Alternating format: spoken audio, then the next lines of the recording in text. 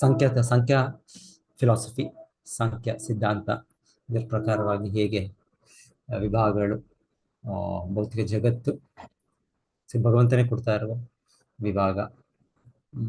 ಇಲ್ಲಿ ಕಲುಷಿತ ಪ್ರಜ್ಞೆ ನಮಗೆ ಹೇಳ್ತಾ ಇರೋದು ಹಿಂದೆ. ಕಂಟ್ಯಾಮಿನೇಟೆಡ್ ಕಾನ್ಶಿಯಸ್ನೆಸ್, ಮನಸ್ಸು, ಬುದ್ಧಿ, ಅಹಂಕಾರ, ಅಹಂಕಾರ ಅಹಂಕಾರ ಅಹಂಕಾರ ವಿಭಾಗಗಳು.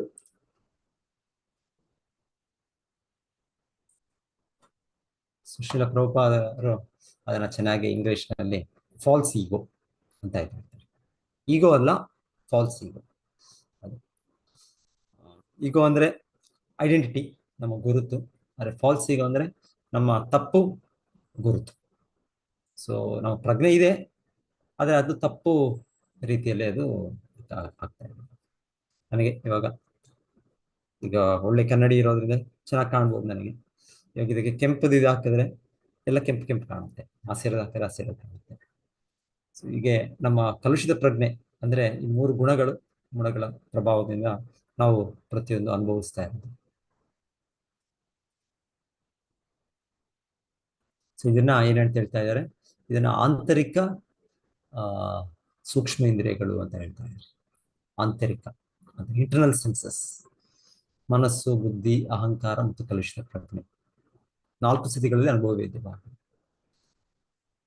ಸೊ ಕಲುಷಿತ ಪ್ರಜ್ಞೆಯಿಂದಲೇ ನಮ್ಮದು ಎಲ್ಲ ನಮ್ಮ ಭೌತಿಕ ಅಸ್ತಿತ್ವ.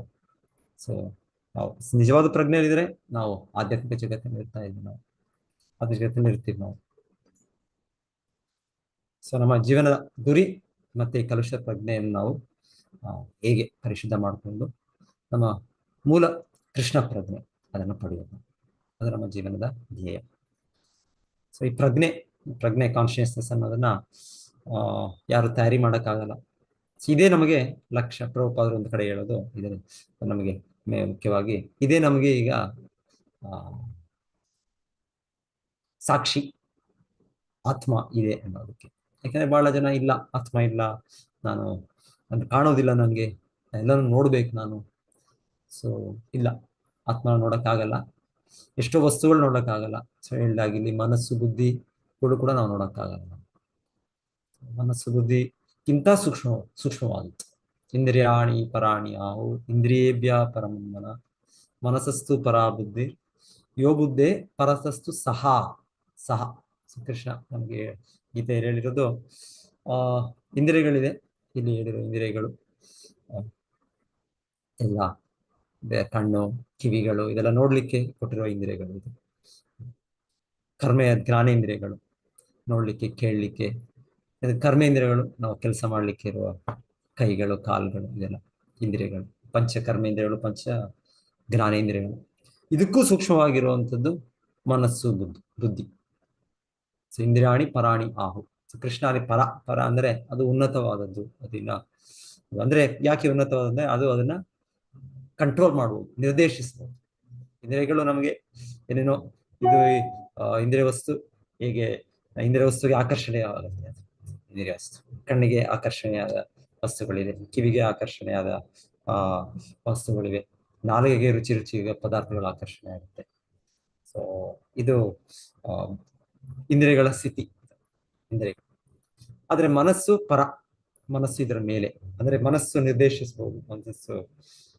ಮನಸ್ಸು ಇದ್ದ ತಕ್ಷಣ ಇಂದ್ರಿಯಗಳ ಇದರ ಒತ್ತಡದಿಂದ ಅದು ಆಕರ್ಷಣೆಗೊಳ್ಳುತ್ತೆ, ಇಲ್ಲಾಂದ್ರೆ ತಿರಸ್ಕರಿಸುತ್ತೆ ಒಂದು ವಸ್ತುನ. Accept and reject.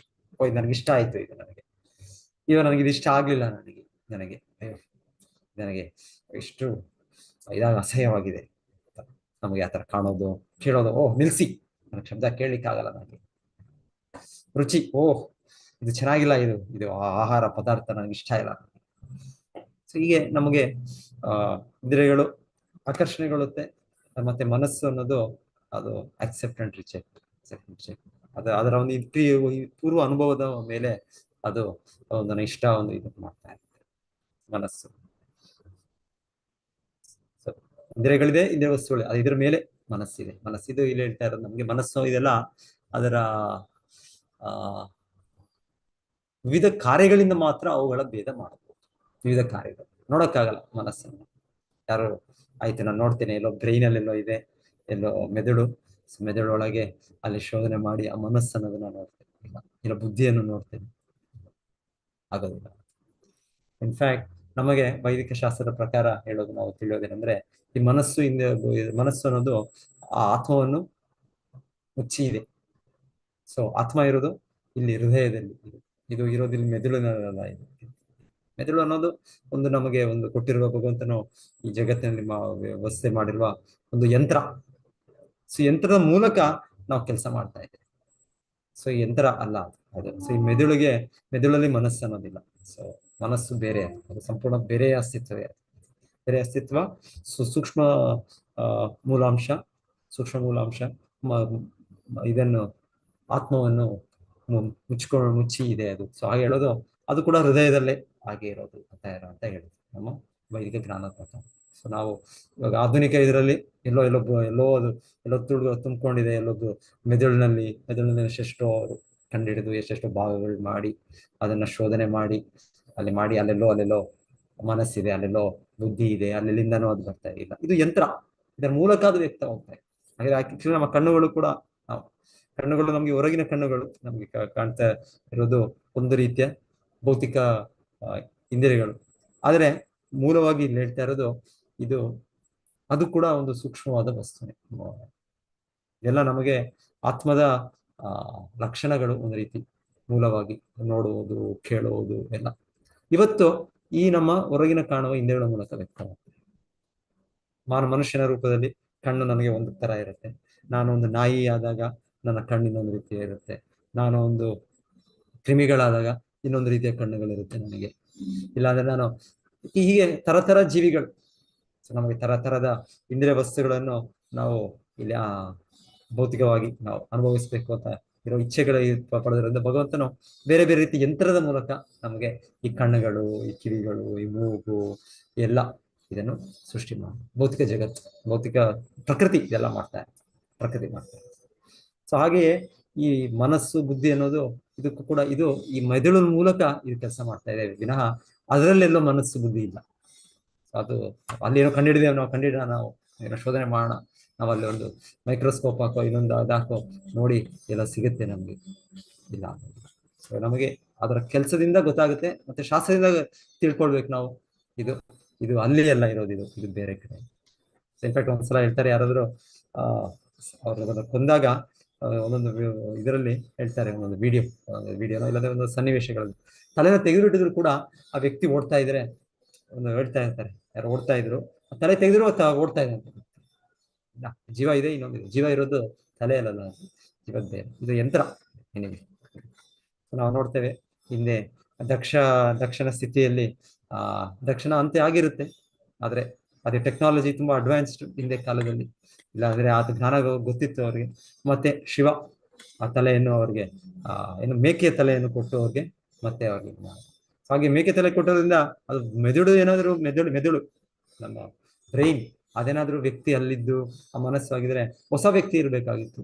ಇಲ್ಲ, ಹೊಸ ವ್ಯಕ್ತಿ ಇಲ್ಲ. ಯಾಕಂದ್ರೆ ಅದು ಒಂದು ಅವ್ರಿಗೆ ಸಿಕ್ಕಿದ ತಲೆ, ಇದು ಮೇಕೆಯ ತಲೆ ಅಲ್ಲಿ ಅಲ್ಲ ಆತ್ಮ ಇರೋದು, ಅಲ್ಲಿ ಇರೋದು ಮನಸ್ಸು ಬುದ್ಧಿ ಅಲ್ಲ. ಮನಸ್ಸು ಬುದ್ಧಿ ಬೇರೆ, ದೇಹ ಬೇರೆ ಕಡೆ. ಗಣಪತಿ ಅವರು ಕೂಡ ನಾವು ಕೇಳ್ತೇವೆ, ಅವ್ರಿಗೆ ತಲೆ, ಆನೆಯ ಒಂದು ತಲೆಯನ್ನು ಕೊಟ್ಟಿರೋದು. ಇದೆಲ್ಲ ನಮಗೆ ಇವಾಗ ನಾವು ಒಂದು ರೀತಿ ಆಗತ್ತೆ, ನಮ್ಗೆ ಗೊತ್ತಿಲ್ಲ, ಅದರ ಒಂದು ಸೂಕ್ಷ್ಮವಾದ ವಿಜ್ಞಾನ ನಮ್ಗೆ ನಮ್ಗೆ ಗೊತ್ತಿಲ್ಲ ನಮಗೆ. ಸೊ ಮನಸ್ಸು ಬುದ್ಧಿ ಅನ್ನೋದು ಇರೋದು ಮೆದುಳಲ್ಲೋ ಇನ್ನೆಲ್ಲೋ ಅಲ್ಲ, ಇದು ಹೃದಯದಲ್ಲಿ ಅಂತ ನಾವು ಶಾಸ್ತ್ರದಲ್ಲಿ ತಿಳ್ಕೊಳ್ಬೇಕು. ಮತ್ತೆ ಏನಿವೆ, ಇದು ಯಂತ್ರ, ಇದಕ್ಕೆ ಭೌತಿಕವಾಗಿ ನಮಗೆ ನಮ್ಮ ಇಚ್ಛೆಗಳ ಪೂರೈಕೆ ಮಾಡ್ಕೊಳ್ಳೋ ಕೊಟ್ಟಿರುವ ಯಂತ್ರ. ಸೊ ಆದ್ರೆ ಮೂಲವಾಗಿ ನಾವು ಕೇಳೋದಂದ್ರೆ ಆಧ್ಯಾತ್ಮಿಕ ಜಗತ್ತಿನಲ್ಲಿ ಅಂಗಾನಿಯಸ್ಯ ಸಕಲೇಂದ್ರಿಯ ವೃತ್ತಿಮಂತ ಪಶ್ಯಂತಿ ಪಾಂತಿ ಕಲಯಂತಿ ಚಿರಂ ಜಗಂತಿ ಆನಂದ ಚಿನ್ಮಯ ಸದುಜ್ವಲ ವಿಗ್ರಹಸ್ಯ ಗೋವಿಂದಂ ಆದಿಪುರುಷಂ ತಮಹಂ ಭಜಾಮಿ. ಸೊ ಇದು ಕೃಷ್ಣ ಅಸ್ತಿತ್ವ ಹೇಗೆ ಅಂದ್ರೆ, ಅವರು ಈ ಭೌತಿಕ ಜಗತ್ತಿನಲ್ಲಿ ಬಂದಾಗ ಭಗವಂತನ ನಮ್ಮದ ರೀತಿಯಲ್ಲೇ ಕಾಣುತ್ತೆ. ಕೃಷ್ಣನಿಗೂ ಕೂಡ ಒಂದು ತಲೆ ಇದೆ, ಒಂದು ಕೈಗಳಿದೆ, ಕಾಲುಗಳಿದೆ, ಇದು ಅಂತ. ಆದ್ರೆ ಅವನ ದೇಹ ನಮ್ಮ ರೀತಿಯ ದೇಹ. ಅವನ ದೇಹ ಯಾವಾಗಲೂ ಕೂಡ ಅದು ಎಲ್ಲ ಇಂದ್ರಿಯಗಳ ಒಂದೊಂದು ಇಂದ್ರಿಯಗಳು ಕೂಡ ಎಲ್ಲ ಇಂದ್ರಿಯಗಳ ಇದನ್ನು ಪಡೆದಿದೆ. ಅಂಗಾನಿಯಸ್ಯ ಸಕಲೇಂದ್ರಿಯ ವೃತ್ತಿ. ಸರಿ, ವೃತ್ತಿ ನಾವೇನು ಕೇಳ್ತಾ ಇದೀವಿ, ವೃತ್ತಿ ಲಕ್ಷಣ ಅಂತ ಕೇಳ್ತಾ ಇದ್ದೀವಿ, ವೃತ್ತಿ ಲಕ್ಷಣ ರೂಪ. ಸೊ ಕೃಷ್ಣನ ವೃತ್ತಿ ಆತಲ್ಲ, ಕೃಷ್ಣನ ದೇಹದ ವೃತ್ತಿ ಸಚ್ಚಿದಾನಂದ ದೇಹ ಅಂದ್ರೆ ಬೇರೆ. ಸೊ ಅದರ ಒಂದು ನಮ್ಗೆ ಈಗ ಚಿಂತೆನೂ ಮಾಡಕ್ಕೆ ಅದೇನ್ ಮಾಡೋದು, ಆಲೋಚನೆ ಮಾಡ್ಲಿಕ್ಕೂ ಆಗೋದು. ಅಚಿಂತ್ಯ, ಅಚಿಂತ್ಯ. ಸೊ ಕೃಷ್ಣ ನೋಡ್ತಾ ಇದ್ರು, ಕೃಷ್ಣನು ಆ ನೋಡ್ತಾ ನೋಡ್ತಾನೆ ನಮ್ಮ ಇದನ್ನು ಆಹಾರವನ್ನು, ನಮ್ಮ ಕೊಟ್ಟ ನಾವು ಅರ್ಪಿಸಿದ ಭೋಗವನ್ನು ಸ್ವೀಕಾರ ಮಾಡ್ಬೋದು. ಕೃಷ್ಣ ಇದು ಇದು ಹಾಗೆ ಕೃಷ್ಣನ ಶಕ್ತಿಯಿಂದ ಕೃಷ್ಣನು ಒಂದು ಜಡವಸ್ತುಲು ಕೂಡ ಕೃಷ್ಣನು ವ್ಯಕ್ತವಾಗುವುದು. ಒಂದು ರೀತಿ ನೋಡಿದ್ರೆ ನಾವು ಆರಾಧಿಸುವ ಭಗವಂತ ವಿಗ್ರಹ, ಒಂದು ಮಾರ್ಬಲ್ ಅಲ್ಲೋ, ಒಂದು ಕಲ್ಲಿನಲ್ಲೋ, ಒಂದು ಗ್ರನೈಟ್ ಅಲ್ಲೋ, ಒಂದು ಯಾವ್ದು ಲೋಹಗಳಲ್ಲೋ ಮಾಡೋದತ್ತೆ ಅನ್ಸುತ್ತೆ. ಇಲ್ಲಾಂದ್ರೆ ನಾವು ಚಿತ್ರ ಬಿಡಿಸಿದ್ರು, ಪೇಂಟಿಂಗ್, ನಾವು ಪೂಜೆ ಮಾಡೋ ಇದು ಪ್ರಿಂಟ್ ಯಾವುದೋ ಇದರಿಂದ ತೆಗೆದಿರ್ತೇವೆ ಪೇಪರಲ್ಲಿ. ಸೊ ಇದು ನೋಡಿದ್ರೆ ಏನು ಇಲ್ಲ, ಇದು ಕೃಷ್ಣನ ಶಕ್ತಿ, ಅಚಿಂತ್ಯ ಶಕ್ತಿಯಿಂದ ಭಗವಂತನು ಅಲ್ಲಿ ಸರ್ವವ್ಯಾಪಕನಾಗಿ ಭಗವಂತನು ಬಂದಿದ್ದಾನೆ. ಭಗವಂತನು ಅದು ಭಗವಂತನ ಶಕ್ತಿ. ಭಗವಂತನ ಮ್ಯಾಟರ್ ಸ್ಪಿರಿಟ್ ಮ್ಯಾಟರ್ ಎಲ್ಲ ಮಾಡಿ ಕೃಷ್ಣನಿಗೆ ಶಕ್ತಿ ಇದೆ. ಸೊ ಉದಾಹರಣೆ ನಮ್ಗೆ ತಿಳಿಸ್ಕೊಡ್ತಾರೆ, ಹೇಗೆ ಒಬ್ಬ ಇಂಜಿನಿಯರ್, ಕ್ವಾಲಿಫೈಡ್ ಇಂಜಿನಿಯರ್, ತಿಳಿದಿರೋ ವ್ಯಕ್ತಿ, ಅವರು ಒಂದೇ ಶಕ್ತಿಯನ್ನು, ವಿದ್ಯುತ್ ಶಕ್ತಿಯನ್ನು ಉಪಯೋಗಿಸ್ಕೊಂಡು ಅವರು ಒಂದು ರೀತಿ ನಮಗೆ ರೆಫ್ರಿಜರೇಟರ್ ತಯಾರು ಮಾಡ್ತಾರೆ. ರೆಫ್ರಿಜರೇಟರ್ ಅಂದ್ರೆ ಎಲ್ಲ ವಸ್ತುಗಳನ್ನ ಕೋಲ್ಡ್ ಮಾಡುತ್ತೆ. ಇಲ್ಲಾಂದ್ರೆ ಒಂದು AC, ಅದರಿಂದ ನಮಗೆ ಏರ್ ಕಂಡೀಷನ್, ನಮಗೆ ತಂಪು ಗಾಳಿ ಬರುತ್ತೆ. ಇಲ್ಲಾಂದ್ರೆ ಬೇಕಿದ್ದಲ್ಲಿ, ಅಗತ್ಯ ಇದ್ದಲ್ಲಿ ಹೀಟರ್ ತಯಾರಿ ಮಾಡ್ತಾರೆ. ಹೀಟಿಂದರಿಂದ ನಮಗೆ ಬಿಸಿ ಬಿಸಿ ನಾವೇನಾದರೂ ನೀರನ್ನು, ಇದನ್ನ ಪದಾರ್ಥಗಳನ್ನು ಬಿಸಿ ಮಾಡ್ಬೋದು. ಇಲ್ಲಾಂದ್ರೆ ನಮ್ಮ ರೂಮ್ ಹೀಟರ್, ಇದನ್ನೇ ನಾವು ಬಿಸಿ ಮಾಡೋದು, ಬಿಸಿ ಗಾಳಿಯನ್ನು ಮಾಡೋದು, ಬರೋ ರೀತಿಯಲ್ಲಿ ಮಾಡ್ಬೋದು.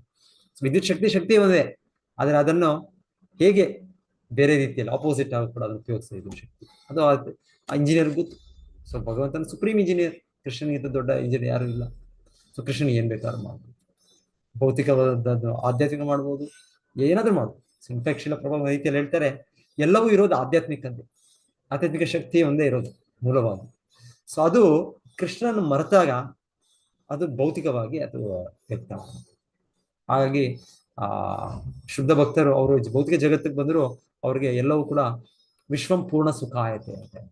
ವಿಶ್ವಂ ಪೂರ್ಣ ಸುಖಾಯತೆ, ಇದು ನಮಗಲ್ಲ, ನಮಗೆ ದುಃಖಾಲಯ, ದುಃಖಾಲಯ ಅಶಾಶ್ವತ. ಇದು ನಾವು ಈ ಭೌತಿಕ ಪ್ರಜ್ಞೆಯಲ್ಲಿರೋದ್ರಿಂದ ನಮಗೆ ನಮ್ಮ ಅನುಭವ ಇದು. ಆದ್ರೆ ಶುದ್ಧ ಭಕ್ತರು, ಆಚಾರ್ಯರು, ಮುಕ್ತ ಪುರುಷರು, ಅವರಿಗೆ ಇದು ವಿಶ್ವಂ ಪೂರ್ಣ ಸುಖ. ಇದೇ ನಮ್ಮ ಭೌತಿಕ ಜಗತ್ತು ಅವರಿಗೆ ಆಧ್ಯಾತ್ಮಿಕ ಇದ್ರ ತರ.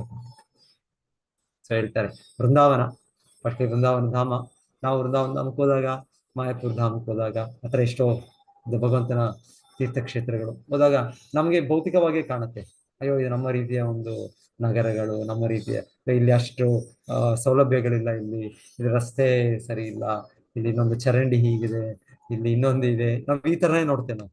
ಆದ್ರೆ ಹೇಳ್ತಾರೆ ಶುದ್ಧ ಭಕ್ತರು, ಗೋಸ್ವಾಮಿಗಳು ವೃಂದಾವನಕ್ಕೆ ಹೋದಾಗ ಅವರಿಗೆ ಅಲ್ಲಿ ಗೋಲೋಕ, ಅದು ಗೋಲೋಕ ಧಾಮವೇ ಅದು. ಸೊ ಅಲ್ಲಿರೋ ವೃಕ್ಷಗಳೆಲ್ಲವೂ ಕಲ್ಪತರು ವೃಕ್ಷಗಳು. ಸೊ ಏನು ನಮಗೆ ಈ ಇಚ್ಛೆಗಳು, ಆ ಕಲ್ಪತರು ವೃಕ್ಷಗಳು ನಮಗೆ ಪೂರೈಕೆ ಮಾಡಬಹುದು. ಸೊ ಆ ರೀತಿ ಅವ್ರಿಗೆ ಅದು ನಮ್ಮ ಪ್ರಜ್ಞೆ, ಕಲುಷಿತ ಪ್ರಜ್ಞೆ ನಾವೇನು ಹೇಳ್ತಾ ಇದೀವಿ ಅದರ ಮೇಲೆ ಅವಲಂಬಿಸಿ. ನಾವು ಯಾವ ಪ್ರಜ್ಞೆಯಲ್ಲಿದ್ದೇವೆ, ಯಾವ ಭಗವಂತನ ಅಂತರಂಗ ಶಕ್ತಿಯ ಪ್ರಭಾವದಲ್ಲಿದ್ದೇವ, ಇಲ್ಲಾಂದ್ರೆ ಭಗವಂತನ ಬಹಿರಂಗ ಶಕ್ತಿಯ ಪ್ರಭಾವದಿಂದ, ಅದರ ಮೇಲೆ ಡಿಪೆಂಡ್ ಆಗುತ್ತೆ. ಸೊ ಎಲ್ಲ ಪ್ರಕೃತಿಯ ಕಂಟ್ರೋಲ್ ಆಗ್ತಾ ಇದೆ. ಭಗವಂತನ ಪ್ರಕೃತಿ, ಅಂತರಂಗ ಪ್ರಕೃತಿ ಆಗ್ಬೋದು, ಅವನ ಬಹಿರಂಗ ಶಕ್ತಿ, ಅವು ಎರಡು ಶಕ್ತಿಗಳು, ಇಂಟರ್ನಲ್ ಎನರ್ಜಿ, ಎಕ್ಸ್ಟರ್ನಲ್ ಎನರ್ಜಿ. ಹೇಗೆ ಸರ್ಕಾರದ ನಾವಿಲ್ಲಿ ವಾಸವಾಗಿದ್ದೇವೆ ಭಾರತದಲ್ಲಿ, ಭಾರತ ದೇಶದ ಕಾನೂನು ಇದೆ, ಸಿವಿಲ್ ಲಾ ಇದೆ, ಕ್ರಿಮಿನಲ್ ಲಾ ಇದೆ. ಸೊ ಯಾರು ಸರ್ಕಾರದ ಕಾನೂನನ್ನು ಉಲ್ಲಂಘಿಸದೇ ಇರ್ತಾರೆ, ಅವರಿಗೆ ಸರ್ಕಾರ ಅವ್ರಿಗೆ ಸಹಾಯ ಮಾಡುತ್ತೆ, ಅನುಕೂಲತೆಗಳು ಕೊಡುತ್ತೆ. ಅವ್ರಿಗೆ ಏನ್ ಬೇಕು, ಅವ್ರಿಗೆ ಆಹಾರ ತೊಂದರೆ ಇದ್ರೆ ಅದನ್ನ ಕೊಡೋ ಒಂದು ವ್ಯವಸ್ಥೆ ಮಾಡುತ್ತೆ. ಇವಾಗ ಫ್ರೀ ರೈಸ್ ಇದೆಲ್ಲ ಮಾಡ್ತಾ ಇದ್ದಾರೆ. ಇಲ್ಲಾಂದ್ರೆ ಇನ್ನೇನೋ, ಇಲ್ಲಾಂದ್ರೂ ನಮಗೊಂದು ವ್ಯವಸ್ಥೆ, ನಮಗೊಂದು ಎಂಪ್ಲಾಯ್ಮೆಂಟ್, ಒಂದು ಕೆಲಸ ಸಿಗೋ ರೀತಿಯಲ್ಲಿ, ಇಲ್ಲ ಅದಕ್ಕೆ ಶಿಕ್ಷಣ ಆಗೋ, ನಮ್ಗೆ ವಿದ್ಯಾಭ್ಯಾಸ ಸಿಗೋ ರೀತಿಯಲ್ಲಿ, ಇಲ್ಲಾಂದ್ರೆ ನಮ್ಮ ವಾಸಸ್ಥಾನ, ಒಂದು ಮನೆ ನಮ್ಗೆ ಸಿಗಿರ್ಲಿಕ್ಕೆ, ಮತ್ತೆ ನಮ್ಗೆ ಆರೋಗ್ಯಕ್ಕೆ ಎಲ್ಲ ಸರ್ಕಾರ ನಮ್ಗೆ ಸೌಲಭ್ಯ ಕೊಡ್ತಾರೆ. ಎಷ್ಟೋ ಅವರು ಇದೆ ಸೌಲಭ್ಯ ಸರ್ಕಾರ. ಈಗ ಸರ್ಕಾರ ನಿಯಮಗಳನ್ನ ಫಾಲೋ ಮಾಡೋದ್ರಿಂದ ಅದು ನಮ್ಗೆ ಸಿವಿಲ್ ಲಾಸ್ ಇಲ್ಲ, ನಾವು ಅದು ಉಲ್ಲಂಘಿಸಿದ್ರೆ ನಮ್ಗೆ ಕ್ರಿಮಿನಲ್ ಲಾಸ್. ಇಲ್ಲ ಯಾರೋ ರ್ಯಾಶ್ ಡ್ರೈವಿಂಗ್, ಯಾರೋ ಚಿಕ್ಕ ಹುಡುಗ 18 ವಯಸ್ಸು, ಇಲ್ಲ 17 ವಯಸ್ಸು, ಇಲ್ಲ 15 ವಯಸ್ಸು, ಸೊ ಅವರು ಇದು ಮದ್ಯಪಾನ ಸೇವನೆ ಮಾಡೋ ಇನ್ನೊಂದು ಅದೇ ಕೇಳ್ತೀವಿ ಅಲ್ಲ ಮನೆಗೆ ರೀಸೆಂಟ್ ಆಗಿ. ಸೊ ಸೇವನೆ ಮಾಡಿ 200 ಕಿಲೋಮೀಟರ್ಸ್ ಸ್ಪೀಡಲ್ಲಿ ಅವ್ರು ಯಾರನ್ನ ಹೋಗಿ ಡಿಕ್ಕಿ ಹೊಡೆದು ಅಲ್ಲಿ ಯಾರು ಇದೆಯೋ ಅವರು ಸ್ಪಾಟ್. ಸೊ ಈಗ ಅವ್ರ ಕ್ರಿಮಿನಲ್ ಲಾಸ್ ಆದರೂ 18 ವರ್ಷ ಆಗಿಲ್ಲ ಅಂತ ಅವ್ರಿಗೆ ಬೇರೆ ಇನ್ಯಾವುದೋ ರೀತಿಯ ಅವ್ರಿಗೆ ಇಚ್ಛೆ ಇದು ಮಾಡ್ಲಿಕ್ಕೆ ಕಾನೂನು ಬೇರೆ ಬೇರೆ ರೀತಿಯ ಇಲ್ಲಿ ಇದೆ ಕಾನೂನು. ಆದ್ರೆ ಕಾನೂನು ಇದೆ, ಕಾನೂನು ಇಲ್ಲ ಅಂತ ಹೇಳಕ್ಕಾಗಲ್ಲ. ಕಾನೂನು ಇದೆ. ಒಂದು ಕಾನೂನು ಎಲ್ಲ ನಿಯಮಗಳನ್ನ ಪಾಲನೆ ಮಾಡ್ತಾರೆ. ಅವ್ರು ಲೈಸೆನ್ಸೇ ಕೊಡ್ತಾರೆ, ಕರೆಕ್ಟ್ ಸರಿಯಾದ ವಯಸ್ಸು ಸರಿಯಾದ ಇದ್ರೆ ಲೈಸೆನ್ಸ್ ಕೊಟ್ಟು ನಾವು ಗಾಡಿ ಓಡಿಸ್ಬೋದು, ಚಲಾವಣೆ ಮಾಡ್ಬೋದು, ಟ್ರಾಫಿಕ್ ಲಾಸ್. ಆದ್ರೆ ನಾವು ಅದನ್ನ ಉಲ್ಲಂಘಿಸಿದಾಗ ನಮಗೆ ಶಿಕ್ಷೆ ಇದೆ. ಶಿಕ್ಷೆ ಶಿಕ್ಷೆ ಮರ್ಡರ್ ಅಂತಾನೆ ಕೂಡ ಪರಿಗಣಿಸಬಹುದು. ಇದು ಸರ್ಕಾರದ ನಮ್ಮ ಇದರಲ್ಲಿ ಇರುವ ಸರ್ಕಾರದ ನಿಯಮಗಳು ಕೂಡ ಆಗಿವೆ. ಸೊ ಆಗಿರುವಾಗ ಭಗವಂತನ ಇದು ತುಂಬಾ ಸ್ಟ್ರಿಕ್ಟ್. ಈ ಸರ್ಕಾರದ ನಿಯಮಗಳು, ಈ ಕಾನೂನುಗಳು ಬದಲಾಗ್ತಾ ಇರ್ತವೆ. ಇದು ಸರ್ಕಾರ ಬದಲಾಗ್ದಾಗೆ, ಜನರು ಬದಲಾಗ್ದಾಗೆ, ಅಧಿಕಾರ ಇರೋ ವಸ್ತುಗಳು ಬದಲಾಗುತ್ತೆ. ಆದ್ರೆ ಭಗವಂತನ ಕಾನೂನು ತುಂಬಾ ತುಂಬಾ ಶಿಸ್ತು, ತುಂಬಾ ಕರೆಕ್ಟ್. ಅದು ಯಾರು ಕೂಡ ಏನು ಅದನ್ನ ಇದು ಮಾಡಕ್ಕಾಗಲ್ಲ, ಸ್ವಲ್ಪ ಕೂಡ ಅಲಗಾಡ್ಸಕ್ಕಾಗಲ್ಲ. ಭಗವಂತ ನಿಯಮಗಳು ಅಂದ್ರೆ ಅಷ್ಟು ಹೇಳ್ತಾರೆ. ಹೇಗೆ ಅಂದ್ರೆ ಭಗವಂತ ನಿಯಮಗಳು, ಈಗ ನಾವು ಒಂದು ಚೂಪಾದ ಒಂದು ಖಡ್ಗವನ್ನು ಏನು ಉಪಯೋಗಿಸಬಹುದು. ಚೂಪವಾದ ಖಡ್ಗ, ನೀವು ಖಡ್ಗ ಅಂದ್ರೆ ಇಲ್ಲಿ ಚಾಕು, ನೀವು ಕಟ್ ಮಾಡ್ತಾ ಇರ್ತೀರಾ, ತರಕಾರಿ ಕಟ್ ಮಾಡ್ತಾ ಇರ್ತೀರಾ ಅಡುಗೆ ಕೋಣೆಯಲ್ಲಿ. ತುಂಬಾ ಜಾಗರೂಕತೆಯಿಂದ ಮಾಡ್ಬೇಕು ನೀವು. ಇನ್ನೇನೋ ನೀವು ಅದು ಯೋಚನೆ ಮಾಡ್ಕೊಂಡು ಇನ್ನೊಂದು ಅದು ಯೋಚನೆ ಮಾಡ್ಕೊಂಡು ನೀವು ಆಗ ಸ್ವಲ್ಪ ಆಚೆ ಮಾಡಿದ್ರೆ ನಿಮ್ ಆ ತರಕಾರಿನ ಕಟ್ ಮಾಡೋದು ನಿಮ್ ಕೈನೇ ನೀವು ಕಟ್ ಮಾಡ್ತೀವಿ. ಇಲ್ಲ ಅಂದ್ರೆ ನಾವು ಶೇವಿಂಗ್ ಮಾಡ್ಕೊಳ್ತೀವಿ. ನಾವು ಶೇವಿಂಗ್ ಮಾಡ್ಕೊಳ್ಳುವಾಗ ಸೀಸರ್ ಇದಿಟ್ಕೊಳ್ತೀವಿ, ಶೇವಿಂಗ್ ಬ್ಲೇಡ್, ಅದು ಮಾಡ್ತಾ ಇರ್ತೀವಿ. ಸ್ವಲ್ಪ ಏನಾದ್ರು ಏನೇನು ಯೋಚನೆ ಮಾಡಿದ್ರೆ ಹಾಗೇನಾಗುತ್ತೆ, ಅಲ್ಲಿ ನಮ್ಮ ಚರ್ಮದ ರಕ್ತ. ಅದಕ್ಕೆ ಸರ್ ಇರೋದು ನಿಯಮ ರೀತಿಯಲ್ಲೇ ಮಾಡ್ಬೇಕು, ಅಷ್ಟು ನಾಜೂಕಾಗಿ ಮಾಡ್ಬೇಕು. ಹಾಗೆ ಈ ನಿಯಮ ಅಂದ್ರೆ ಧರ್ಮ ಅಂತೂ ಸಾಕ್ಷಾತ್ ಭಗವತ್ ಪ್ರಣೀತ. ಇದು ಭಗವಂತನು ಕೊಡೋದು ನಿಜವಾದ ಧರ್ಮ.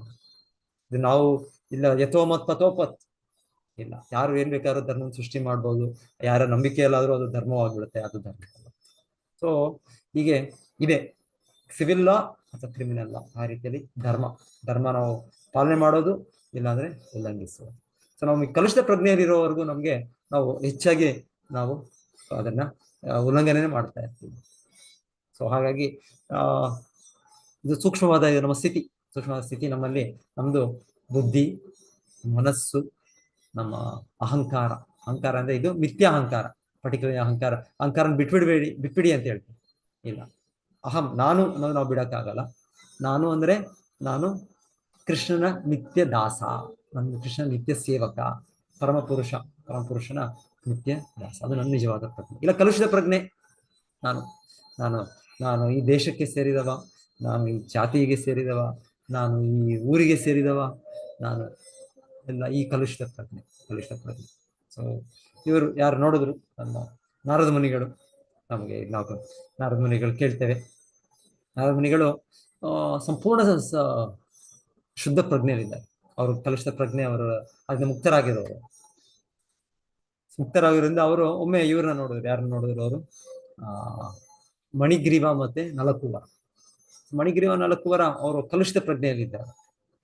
ಕಲುಷಿತ ಪ್ರಜ್ಞೆ ಅಂದ್ರೆ ಇಂದ್ರಿಯ ವಸ್ತುಗಳ ನಿಯಂತ್ರಣದಲ್ಲಿ ಬಂದು ಅವರು ನಗ್ನವಾಗಿ ಅವರು ದೇವತಾ ಲೋಕಗಳಲ್ಲಿ ಅವರು ಅಲ್ಲಿ ಅವರ ಜೊತೆ ಇರುವ ಹೆಂಗಸರ ಜೊತೆ ಸೇರಿ ಅವರು ನೀರಿನಲ್ಲೇನೋ ಇದು ಮಾಡ್ತಾರೆ. ಕಲುಷಿತ ಪ್ರಜ್ಞೆ, ತೀವ್ರ ಕಾಮದ ಒಂದು ಪ್ರಚೋದನೆಯಿಂದ ನಾರದನಿಗೆ ಬಂದರು, ನೋಡಿದ್ರು ಅವರು. ಇವರು ಉನ್ನತ ವ್ಯಕ್ತಿಗಳು, ದೇವತಾ ಲೋಕದಲ್ಲಿ ಇರೋರು, ಕುಬೇರ ಅಂತ, ಅಷ್ಟು ರೆಸ್ಪಾನ್ಸಿಬಲ್ ಆಫೀಸರ್, ಶಿವನ ಪರಮ ಭಕ್ತರು ಅಂತ ಕೂಡ ಹೇಳ್ತಾರೆ, ದೊಡ್ಡ ಭಕ್ತರು ಕುಬೇರ. ಸೊ ಅವರ ಮಕ್ಕಳಾಗಿ ಇವರು ಈ ಅವನತಿಯಲ್ಲಿದ್ದಾರೆ. ಸಂಪೂರ್ಣ ಇಂದ್ರಿಯಗಳ ಒತ್ತಡದಲ್ಲಿ, ಕಲುಷಿತ ಪ್ರಜ್ಞೆಯಲ್ಲಿ, ಕಾಮದ ಪ್ರಭಾವದಿಂದ ಅವ್ರು ಏನ್ ವ್ಯವಹಾರ ಮಾಡ್ತಾರೆ. ಸೊ ಆಗ ನಾರದ ಮುನಿ ನೋಡಿದ್ರು. ನಾರದ ಮುನಿ ಬಂದಾಗ ಅಟ್ಲೀಸ್ಟ್ ಅವಾಗ ಅಲ್ಲಿರುವ ಹೆಂಗಸರು, ಮಣಿಗಿರಿವನ ಕೋರೋ ಜೊತೆ ಇರೋರು, ಅವ್ರಿಗೆ ಹಾಗಾದ್ರೂ ಬಂತು, ಇಲ್ಲಿ ದೊಡ್ಡ ವ್ಯಕ್ತಿ ಇದ್ದಾರೆ ಅಂತ ಅವ್ರ ತಕ್ಷಣ ಅವ್ರವ್ರು ಒಂಥರ ಇದಾಯ್ತು, ಕಾಚಿಕೆ ಆಯ್ತು, ಇನ್ನೊಂದಾಯ್ತು. ಅವರು ಅವರ ಇದನ್ನು ಬಟ್ಟೆಗಳನ್ನು ಮುಚ್ಕೊಂಡ್ಬಿಟ್ಟು. ಆದ್ರೆ ಇವರು ಹೇಳ್ತಾರೆ ಇಲ್ಲ, ಯಾರು ನಮ್ಮ ನಳಕುವರ ಮಣಿಗಿರಿವ ಸಂಪೂರ್ಣ ಮದ್ಯಪಾನ ಪ್ರಭಾವದಲ್ಲೇ ಇದ್ದಾರೆ, ಇನ್ನ ಕಾಮದ ಪ್ರಭಾವದಲ್ಲೇ ಇದ್ದಾರೆ. ಇದ್ದವರು ಅಂತ ದೊಡ್ಡ ವ್ಯಕ್ತಿ ಬಂದ್ರು ಕೂಡ ಅವರು ಗುರುತಿಸ್ಲಿಕ್ಕೆ ಆಗಲಿಲ್ಲ. ಸೊ ಆಗ ಅವರ ಅವನತಿ, ಅವರ ಸ್ಥಿತಿ ನೋಡಿ ನಾರದ ಮುನಿಗಳು ಹೇಗೆ ಇವರಿಗೆ ಒಳ್ಳೇದು ಮಾಡೋದು, ಹೇಗೆ ಇವ್ರಿಗೆ ಅಂತ ಒಂದು ದೊಡ್ಡ ಒಳ್ಳೆಯ ಸ್ಥಿತಿ, ಒಳ್ಳೆಯ ಅವಕಾಶ, ಆದ್ರೆ ಅದನ್ನ ದುರುಪಯೋಗ ಮಾಡ್ಕೊಂಡು ಹೇಗಿದ್ದಾರೆ. ಸೊ ನಂತರ ಅವರು ನಮ್ಗೆ ಅದು ದಾಮೋದರ ಲೀಲೆ ನಾವು ತಿಳಿದ ಹಾಗೆ ನಾರದ ಮುನಿಗಳು ಶಾಪ ಕೊಡೋದು ಅವ್ರಿಗೆ ಬರವಾಯಿತು. ಸೊ ಹೀಗೆ ಶುದ್ಧ ಭಕ್ತರು ಜನರು ಸಾಧಾರಣವಾಗಿ ನಾವು ಹಿರಿಯರು ಮಾಡೋದು, ಇಲ್ಲಾಂದ್ರೆ ಹಿರಿಯ ವೈಷ್ಣವರು ಕೊಡೋದು, ಅವ್ರೇನಾದ್ರೂ ಒಂದು ರೀತಿ ನಮ್ಗೆ ಅದನ್ನ ಮಾಡಿದ್ರು ಅದು ಒಳ್ಳೇದಂತಾನೆ ನಾವು ಸ್ವೀಕರಿಸ್ಬೇಕು. ಇವ್ರು ಯಾರು ನಮ್ಗೆ ಹೇಳ್ತಾ ಇವ್ರು ಮಣಿಗಿರಿಯಪ್ಪ ನಳಕುವರು ಅಷ್ಟು ಅವ್ರ ಬುದ್ಧಿ ಇತ್ತು, ಅವ್ರಿಗೆ ಹೇಗೆ ಬುದ್ಧಿ ಇತ್ತು ಅಂದ್ರೆ ಅವ್ರಿಗೆ ಓ ಇದು ಎಷ್ಟಿದು ನಾರದ ಮುನಿಗಳೆಲ್ಲ ಹೇಳ್ತಾ ಇರೋದು.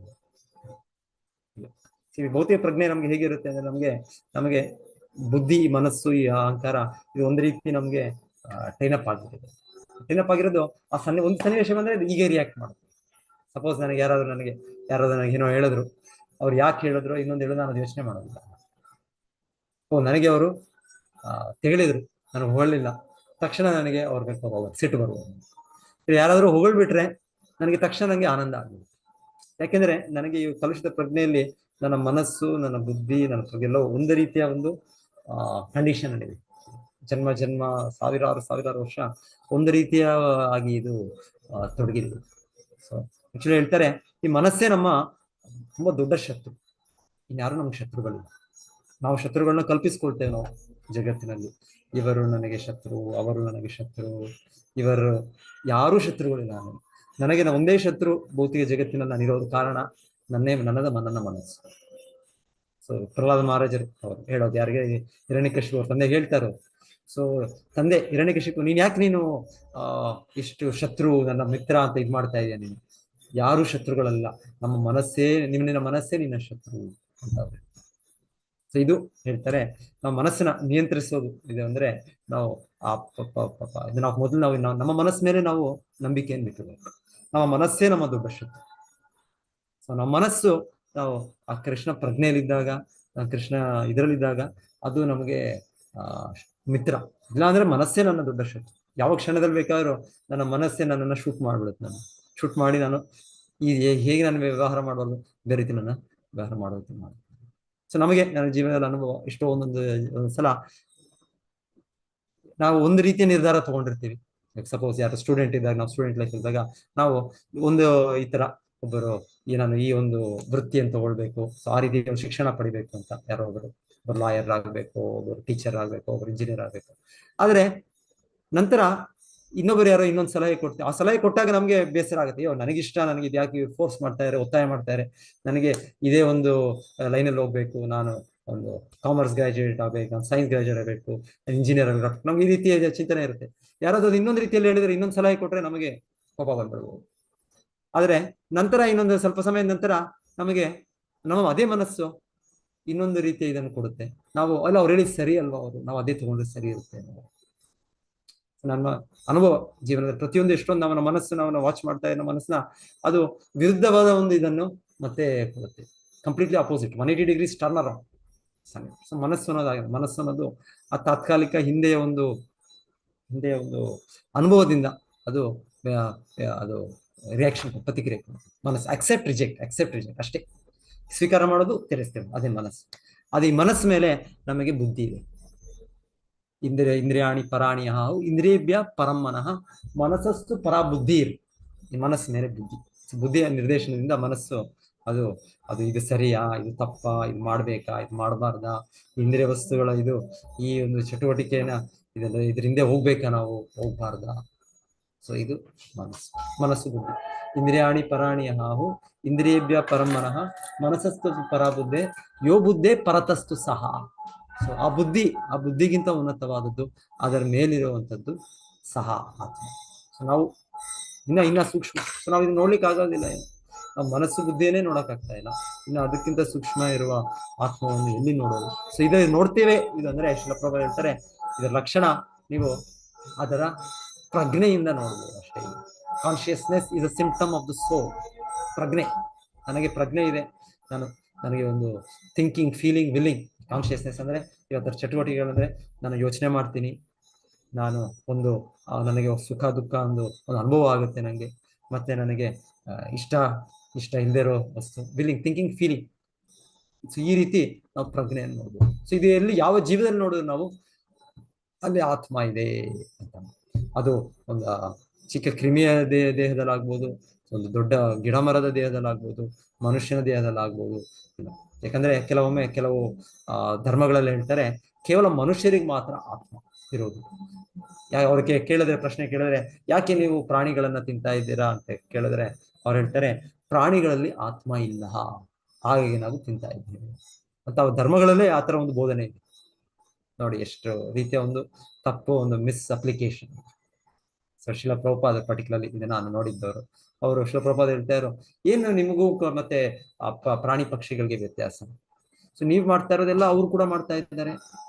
ಸೊ ನನಗೆ ಹಸಿವಾದಾಗ ನಾನು ಊಟ ಮಾಡ್ಬೇಕು, ನಾನು ಇಂದ್ರಿಯ ಸುಖ ಪಡಿತೇನೆ, ನಾನು ಮೈತ್ರ ಸುಖವನ್ನು ಅನುಭವಿಸ್ಬೋದು. ಈಟಿಂಗ್, ಸ್ಲೀಪಿಂಗ್, ಮೀಟಿಂಗ್, ಡಿಫೆಂಡಿಂಗ್, ಮಲಗೋದು. ಸೊ ಈ ರೀತಿ 4 ಚಟುವಟಿಕೆಗಳು ಎಲ್ಲ ನಾನು ಮನುಷ್ಯನಾಗೂ ಕೂಡ ನಾನು ಮಾಡ್ತಾಯಿದ್ದೇನೆ. ಇನ್ನೊಂದು ಪ್ರಾಣಿ ಕೂಡ, ಒಂದು ನಾಯಿ ಕೂಡ, ಅದು ಕೂಡ ಅದಕ್ಕೆ ಅದೇ ರೀತಿಯ ಆಹಾರ ಇದೆ, ಅದೇ ರೀತಿಯ ಅದಕ್ಕೆ ನಿದ್ದೆ ವ್ಯವಸ್ಥೆಗಳು ಮಾಡ್ಕೊಳ್ತವೆ ಅವು. ಮತ್ತೆ ಅವು ಕೂಡ ಮೈಥುನ ಸುಖದಲ್ಲಿ ತಲ್ಲೀನರಾಗಿದ್ದಾರೆ.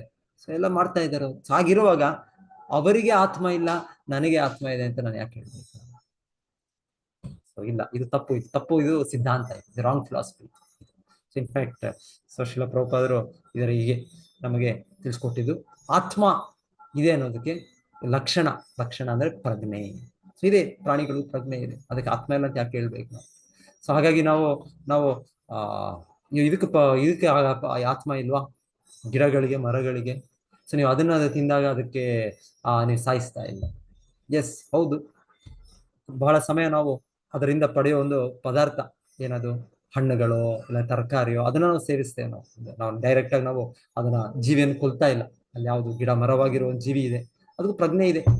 ವಿಜ್ಞಾನಿಗಳೇ ಅವರ ಒಂದು ಈ 100 ವರ್ಷ 150 ವರ್ಷಗಳಿಂದ ಅವ್ರಿಗೆ ಅಲ್ಲಿ ಜೀವ ಇದೆ ಅಂತಾನೂ ಒಂದಷ್ಟು ಜ್ಞಾನ ಇಲ್ಲ. ನಾವ್ ಹೇಳೋದು ಜಗದೀಶ್ ಚಂದ್ರ ಬೋಸ್ ಯಾರೋ ಅವರು ಇನ್ನ ಹೆಚ್ಚಾಗಿ ಜೀವ ಇದೆ ಅಂದ್ರೆ ನೋವನ್ನು ಅನುಭವಿಸುವ ಒಂದು ಶಕ್ತಿ, ಪರ್ಟಿಕ್ಯುಲರ್ ಅದನ್ನ.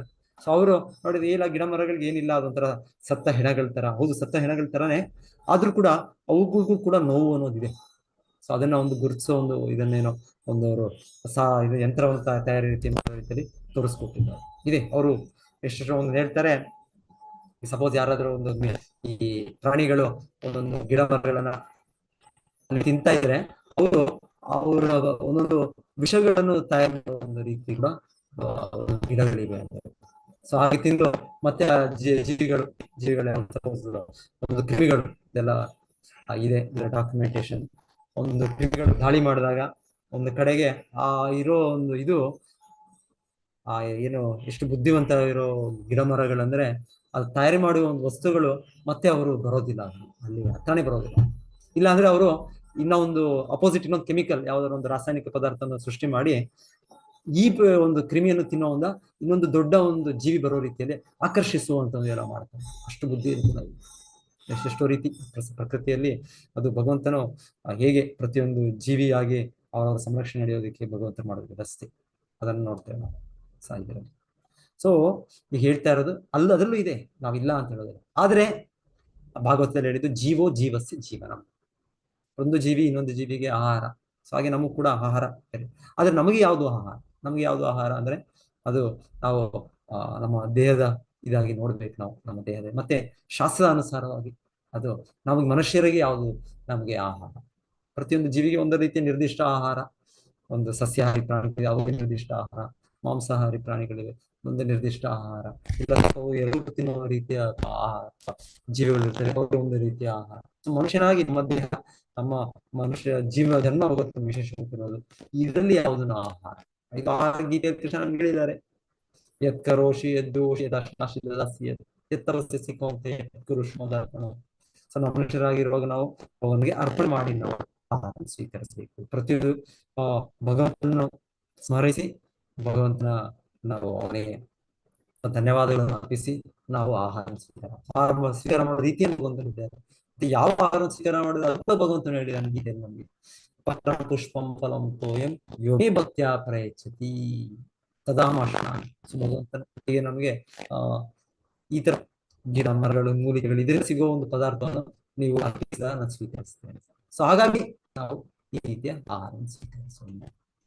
ಈ ರೀತಿಯ ಆಹಾರ ಇಲ್ಲಾಂದ್ರೆ ಜೀವಿಗಳು ಆತ್ಮ ಅನ್ನೋದಿದೆ, ಜೀವಿಗಳಲ್ಲೂ ಇದೆ, ಅದರ ಲಕ್ಷಣ ಪ್ರಜ್ಞೆ ಇದರೆ ತಕ್ಷಣ ಹೇಳ್ಬಿಡ್ಬೋದು ಅಲ್ಲಿ ಆತ್ಮ ಅಲ್ಲಿ ಇದೆ ಅಂತ ಹೇಳ್ಬೋದು. ಸೊ ಈಕ್ವೇಶನ್ ರೀತಿಯಲ್ಲೂ ಕೂಡ ಕೊಡ್ತಾರೆ, dead body plus consciousness is equal to living body ಅಂತ ಹೇಳ್ತಾರೆ. ಕಾನ್ಶಿಯಸ್ನೆಸ್ ಸರಿ ಇಲ್ಲ, ನಮ್ಮ ದೇಹ ಸತ್ತ ಹೆಣ ಅಷ್ಟೇ. ಇಲ್ಲಿ ಪ್ರಜ್ಞೆ ಇರುವಾಗ ದೇಹಕ್ಕೆ ಓ ಅಂತ ನಾವು ಇವರು ನನ್ನ ತಂದೆ, ಇವರು ನನ್ನ ಗಂಡ, ಇವರು ನನ್ನ ಹೆಂಡತಿ, ಇವರು ನನ್ನ ಮಗ ಅಂತ ಹೇಳ್ತೀವಿ. ಮತ್ತೆ ಇವಾಗ ಆ ದೇಹ ಸತ್ತರೆ ನಾವೇನ್ ಮಾಡ್ತೀವಿ ನಾವು? ಅಯ್ಯೋ ನಾವು ಸ್ವಲ್ಪ ಹೊತ್ತು ಸ್ವಲ್ಪ ಬೇಸರ ಆಗುತ್ತೆ ನಮ್ಗೆ, ಇಲ್ಲ ಅಂತಲ್ಲ, ಅಯ್ಯೋ ನನ್ನ ಗಂಡ, ಅಯ್ಯೋ ನನ್ನ ಮಗು, ಅಯ್ಯೋ ನನ್ನ ಹೆಂಡತಿ, ಅಯ್ಯೋ ನನ್ನ ತಂದೆ, ಅಯ್ಯೋ ನನ್ನ ತಾಯಿ, ನಮಗೆ ಬೇಸರ ಆಗುತ್ತೆ ಸಹಜ. ಯಾಕೆ ನಮ್ಮ ಮನಸ್ಸು ಆಗ್ಲೇ ಎಷ್ಟೋ ವರ್ಷಗಳ ಒಂದು ರೀತಿಯ ಒಂದು ಇದರಲ್ಲಿ ಟ್ರೈನ್ ಅಪ್ ಆಗಿದೆ ಸಂಬಂಧ. ಆದರೆ ಆಮೇಲೆ ದಿವಸ ಆದ್ಮೇಲೆ ಅದು ಮನಸ್ಸು ಕೂಡ ಅದನ್ನ ನಮ್ಮ ಆ ರೀತಿಯನ್ನ ಶಾಂತಿ ಇದು ಮಾಡಿ ಎನಿವೆ. ಸೊ ಅದು ಈ ರೀತಿ ಇದು ದೇಹ ಅಲ್ಲ, ನಿಜವಾದ ನಮ್ಮ ಇದು ಸಂಬಂಧ ಪ್ರತಿಯೊಂದು ವ್ಯಕ್ತಿ ಯಾವುದನ್ನು ಆತ್ಮದ ಸಂಬಂಧ ಇರಬೇಕು.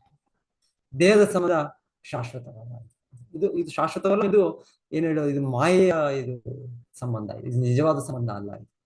ನಿಜವಾದ ಸಂಬಂಧ ನಿಜವಾದ ಸಂಬಂಧ ನಮ್ದು ಅಂದ್ರೆ ಕೃಷ್ಣನ ಮೂಲಕ ಸಂಬಂಧ. ಕೃಷ್ಣ ಪರಮಾತ್ಮ ನಮ್ಮ ಹೃದಯದಲ್ಲೇ ಇದ್ದಾನೆ, ಭಗವಂತನು ನಮ್ಮ ತಂದೆ ತಾಯಿ ಎಲ್ಲ ಸರ್ವಸ್ವ ಕೃಷ್ಣ. ಸೊ ಪ್ರತಿಯೊಬ್ಬರು ಅವನ ಅಂಶ, ಮಮೈವ ಅಂಶ ಜೀವರು, ಪ್ರತಿಯೊಂದು ಜೀವಿಯೂ ಅಂಶ. ಈಗ ಒಂದು ನಮ್ಮ ನಮ್ಮ ಕುಟುಂಬದವರಾಗಿ ಒಬ್ಬರು ಇರ್ಬೋದು, ಇಲ್ಲಾಂದ್ರೆ ನಮ್ಮ ಬೈರಿಗಳಾಗಿ ಒಬ್ರು ಇರ್ಬೋದು, ಇಲ್ಲಾಂದ್ರೆ ಬೇರೆ ಪ್ರಾಣಿ ವರ್ಗದಲ್ಲಿ ಇರ್ಬೋದು. ಸೊ ಅವರೆಲ್ಲರೂ ಕೂಡ ಕೃಷ್ಣನ ಅಂಶವೇ. ಸೊ ಈ ರೀತಿ ನಮಗೆ ಸಂಬಂಧ ಥ್ರೂ ಕೃಷ್ಣ. ಸೊ ಯಾರೋ ಪ್ರಭುಪಾದ ಕೇಳ್ತಾರಂತೆ, ಏನ್ ನಿಮ್ಮ ಧರ್ಮದಲ್ಲಿ ಒಂದೊಂದು ಜೀವಿ ಇನ್ನೊಂದು ಜೀವಿಯ ಜೊತೆಗೆ ಹೇಗೆ ವ್ಯವಹಾರ ಮಾಡೋದು, ಮನುಷ್ಯ ಇನ್ನೊಂದು ಮನುಷ್ಯ ಜೊತೆಗೆ ನೀವು ಹೇಗೆ ವ್ಯವಹಾರ ಮಾಡೋದು, ಅದ್ರ ಬಗ್ಗೆ ಏನ್ ಹೇಳೋದು? ಅಂದ್ರೆ ನಾವು ತಂದೆ ತಾಯಿಯ ಜೊತೆ ಹೇಗೆ ವ್ಯವಹಾರ ಮಾಡ್ತೀವಿ ಅಂತಾನೋ, ಇಲ್ಲಾಂದ್ರೆ ನಾವು ಸ್ನೇಹಿತರ ಜೊತೆ ವ್ಯವಹಾರ ಮಾಡ್ತೀವಿ ಅಂತಾನೋ, ಇಲ್ಲ ಸಮಾಜದಲ್ಲಿ ಹೇಗೆ ವ್ಯವಹಾರ ಮಾಡ್ತೀವಿ ಅಂತಾನೋ, ಹೀಗೆ ಬೇರೆ ಬೇರೆ ರೀತಿಯಲ್ಲಿ ಒಬ್ಬ ನಿಮ್ಮ ಧರ್ಮದ ಬೋಧನೆ ಏನು ಇದ್ರ ಬಗ್ಗೆ ಅಂತ ಹೇಳ್ತೀವಿ. ಶಿಲ ಪ್ರಭುಪಾದ ಹೇಳ್ತಾರೆ, we have nothing to do with ಇದು. ನಮ್ಮ ಧರ್ಮದಲ್ಲಿ ಈ ರೀತಿ ಅಂದ್ರೆ ಇದೆ, ಆದ್ರೆ ಇರೋದು ಅವ್ರ ಅಂದ್ರೆ ಅವ್ರು ಎಕ್ಸ್ಪೆಕ್ಟ್ ಮಾಡೋ ರೀತಿಯಲ್ಲಿ ಹೇಳ್ತಾರೆ. ಈ ತರ ನಮ್ದಿಲ್ಲ ನಮ್ಮ ಧರ್ಮ. ನಮ್ಮ ಧರ್ಮದಲ್ಲಿ ಮೂಲವಾಗಿ ಭಗವಂತನೊಟ್ಟಿಗೆ ಹೇಗೆ ನಾವು ಕೆಲಸ ಮಾಡೋದು, ಹೇಗೆ ವ್ಯವಹಾರ ಮಾಡೋದು, ಅದನ್ನ ಕಲ್ತ್ಕೊಳ್ಬೇಕು ನಾವು. ಕೃಷ್ಣ ಜೊತೆ ನಾವು ಸಂಬಂಧ ಹೇಗೆ ಇರಬೇಕು ಅಂತ ನಾವು ಕಲ್ತ್ಕೊಂಡ್ರೆ, ಕೃಷ್ಣನ ಮೂಲಕ ನಾವು ಪ್ರತಿಯೊಬ್ಬರು ಕೂಡ ಕೃಷ್ಣನ ಅಂಶ. ಸೊ ಹೇಳ್ತಾರೆ ಪಂಡಿತ ಸಮದರ್ಶನ ಅಂತ ಹೇಳ್ತಾರೆ. ಪಂಡಿತ ಸಮದರ್ಶನ ಒಂದು ನಾಯಿ, ಒಂದು ಆನೆ, ಒಬ್ಬ ವಿದ್ವಾಂಸನಾದ ಒಬ್ಬ ವ್ಯಕ್ತಿ ಬ್ರಾಹ್ಮಣ, ಇನ್ನೊಬ್ಬ ಚಾಂಡಾಲ, ಒಂದು ಪಾಪಿಷ್ಟ. ಸೊ ಎಲ್ಲರೂ ಬೇರೆ ಬೇರೆ ಸಾಮಾಜಿಕ ವರ್ಗದಲ್ಲಿದ್ದಾರೆ, ಎಲ್ಲರೂ ಬೇರೆ ಬೇರೆ ಸನ್ನಿವೇಶಗಳಿದ್ದಾರೆ. ಆದರೆ ಕೃಷ್ಣ ಪ್ರಜ್ಞೆಯಲ್ಲಿರುವ ವ್ಯಕ್ತಿ, ಒಬ್ಬ ಸಂಪೂರ್ಣ ಆತ್ಮದರ್ಶನ ಪಡೆದಿರೋ ವ್ಯಕ್ತಿ ಅಂದ್ರೆ ಎಲ್ಲರನ್ನೂ ಒಂದೇ ನೋಡ್ತಾನೆ. ಒಂದು ಯಾಕೆ ನೋಡ್ತಾನೆ ಅಂದ್ರೆ ಅಲ್ಲಿ ಅವರು ಆತ್ಮ, ಅವರು ಕೃಷ್ಣನ ನಿತ್ಯ ಸೇವಕರು, ಕೃಷ್ಣದ ನಿತ್ಯ ದಾಸರು ಅಂತ ಅವರು ನೋಡುವ ಒಂದು ಇದನ್ನು ಅವರು ಕೆಪಾಸಿಟಿ, ಶಕ್ತಿಯನ್ನು ಬೆಳೆಸ್ಕೊಂಡು ಮತ್ತೆ ಅವ್ರು ಪಡ್ಕೊಂಡಿದ್ದಾರೆ. ಕಲುಷಿತ ಪ್ರಜ್ಞೆಯಿಂದ ಹೊರಗೆ ಬಂದಿದ್ದಾರೆ. ಸೊ ನಾರದ ಮುನಿಗಳು ಹೇಗೆ ಕಲುಷಿತ ಪ್ರಜ್ಞೆಯಿಂದ ಸಂಪೂರ್ಣ ಕೃಷ್ಣ ಪ್ರಜ್ಞೆಯಲ್ಲಿದ್ದಾರೆ. ಸೊ ಈ ಮಣಿಗಿರಿ ವರ್ಣಕರು ಇಲ್ಲ ಕಲುಷಿತ ಪ್ರಜ್ಞೆಯಲ್ಲಿದ್ದರು, ಒಂದು ಕಾಮದ ಪ್ರಭಾವದಿಂದ. ಹಾಗೆ ನಾವು ಒಂದು ಕ್ರೋಧದ ಪ್ರಭಾವ, ಒಂದು ಲೋಭದ ಪ್ರಭಾವ, ಒಂದು ಸಂಪೂರ್ಣ ಮಾಯಲ್ಲಿ ಈ ಸಿಕ್ಕಿ ಬಿದ್ದಿದೆ. ಸೊ ನಾವು ಇದರಿಂದ ಹೊರಗೆ ಬರಕ್ಕೆ ನಮಗೆ ಸುಲಭವಾದ ಮಾರ್ಗ ಕಲಿಯುವುದು. ನಮಗೆ ಹರೇ ಕೃಷ್ಣ ಕೃಷ್ಣ ಕೃಷ್ಣ ಹರೇ ಹರೇ, ಹರೇ ರಾಮ ರಾಮ ರಾಮ ಹರೇ. ನಾವು ಈ ಭಗವಂತನ ಅದ್ಭುತ ನಾಮಗಳು ಇದನ್ನು ನಾವು ಉಚ್ಚರಿಸುವ ಮೂಲಕ, ಇದನ್ನು ನಾವು ಅಪರಾಧರಹಿತವಾಗಿ ನಾವು ಮೂಲಕ ನಾವು ಕ್ರಮೇಣವಾಗಿ ಸ್ವಲ್ಪ ನಾವು ನಮ್ಮ ಕಲುಷಿತ ಪ್ರಜ್ಞೆ ನಮಗೆ ಶುದ್ಧವಾದಷ್ಟು ನಮ್ಮ ಕೃಷ್ಣ ಪ್ರಜ್ಞೆ ನಮ್ಮ ಜೀವನ ನಮಗೆ ಅದರ ಅನುಭವ ನಮಗೆ ಸಿಗುತ್ತೆ.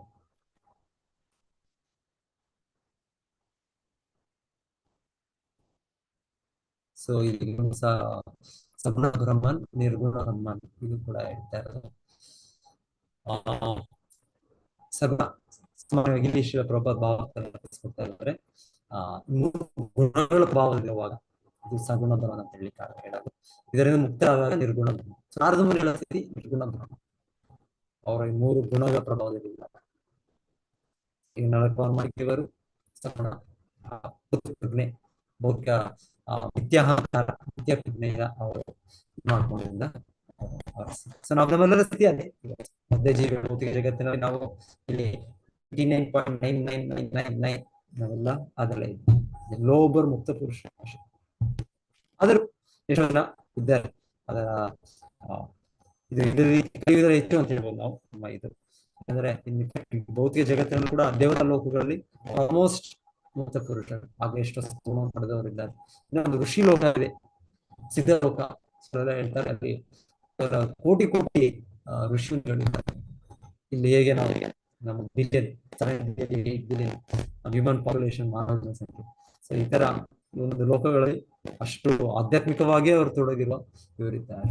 ಆ ತರ ಋಷಿ ಭಗವಂತ ಜಗತ್ತು ಅಷ್ಟು ದೊಡ್ಡದು, ಅಷ್ಟು ಪ್ರತಿ ಒಂದೊಂದು ಬ್ರಹ್ಮಾಂಡ ಇದೆ ನಾವು. ಸೊ ಈ ತರ ಅನಂತ ಕೋಟಿ ಬ್ರಹ್ಮಾಂಡ, ಇದರ ಈಚೆ ಲೋಕ ಪರಸ್ತಸ್ಮಾತ್ ಭಾವೋ ಅನ್ಯೋ ವ್ಯಕ್ತೋ ಅವ್ಯಕ್ತಾತ್ ಸನಾತನ. ಸೊ ಅಲ್ಲಿ ಆ ಜಗತ್ತಿನಲ್ಲಿ ಯಾರು ಕೂಡ ಈ ಕ್ರಿಮಿನಲ್ ಲಾಸ್ ಅಲ್ಲಿಲ್ಲ, ಅವರೆಲ್ಲ ಭಗವಂತನ ನಿತ್ಯ ಪಾರ್ಷದರು, ನಿತ್ಯ ಸೇವಕರು ವೈಕುಂಠ ಲೋಕದಲ್ಲಿ. ಸೊ ಅವರಿದ್ದಾರೆ. ಇದು ಭೌತಿಕ ಜಗತ್ತು ಇಲ್ಲಿ ಇದೆ. ಇದೆರಡು ಹೆಚ್ಚಾಗಿ ನಾವು ಕ್ರಿಮಿನಲ್ಸ್. ಜೈಲಲ್ಲಿ ಯಾರು ಇರ್ತಾರೆ? ಹೆಚ್ಚಾಗಿ ಕ್ರಿಮಿನಲ್ಸೇ. ಕೆಲವು ಜನ ಇರ್ಬೋದು ಅಲ್ಲಿ ಪೊಲೀಸ್ ಆಫೀಸರ್ಸ್, ಸರ್ಕಾರದಿಂದ ನಿರ್ದೇಶಿತರಾಗಿ ಅವ್ರು ಮ್ಯಾನೇಜ್ ಮಾಡೋದು. ಅದ್ ಬಿಟ್ರೆ ಎಲ್ಲರೂ ಕ್ರಿಮಿನಲ್ಸ್. ಸೊ ಈ ಭೌತಿಕ ಜಗತ್ತು ಅಂದ್ರೆ ನಾವು ಇಲ್ಲಿ ನೋಡ್ತಾ ಇರೋ ಈ ಸಂಖ್ಯಾ ವಿವರಣೆ 25 ಅಂಶಗಳು, ಇದು ನಮಗೆ ಇದರಲ್ಲಿ ನಾವು ನೋಡ್ತಾ ಇದ್ದೀವಿ. ನಮಗೆ ಜಡದೇಹ ಇದೆ ಅಂದ್ರೆ ನಾವೆಲ್ಲ ಕ್ರಿಮಿನಲ್. ಇದು ನಮಗೆ ಏನ್ ಹೇಳೋದಲ್ಲ, ಡ್ರೆಸ್, ಕ್ರಿಮಿನಲ್ ಡ್ರೆಸ್. ಕ್ರಿಮಿನಲ್ ಜೈಲಿಗೆ ಹೋದಾಗ ಒಂದೊಂದು ಡ್ರೆಸ್, ಒಂದು ರೀತಿಯ ಒಂದು ಬಟ್ಟೆ ಕೊಡ್ತಾರೆ, ಒಂದು ನಂಬರ್ ಕೊಡ್ತಾರೆ. ಸೊ ಅದೇ ರೀತಿಯಲ್ಲಿ ನಮಗೆ ಈ ಭೌತಿಕ ದೇಹ ಇದೆ ಅಂದ್ರೆ ಇದೇ ಸಾಕ್ಷಿ, ನಾವು ಕ್ರಿಮಿನಲ್ಸ್, ನಾವು ಭಗವಂತನ ನಿಯಮಗಳನ್ನು ಉಲ್ಲಂಘಿಸಿ ನಾವಿಲ್ಲಿ ಬಂದಿದ್ದೇವೆ. ಅದೇ ನಮಗೆ ಸಾಕ್ಷಿ. ಮಿಥ್ಯಾ ಪ್ರಜ್ಞೆ, ಕಲುಷಿತ ಪ್ರಜ್ಞೆಯನ್ನು ನಾವು ಬಿದ್ದಿದ್ದೇವೆ. ಹರೇ ಕೃಷ್ಣ, ಎಲ್ಲರಿಗೂ ಧನ್ಯವಾದಗಳು.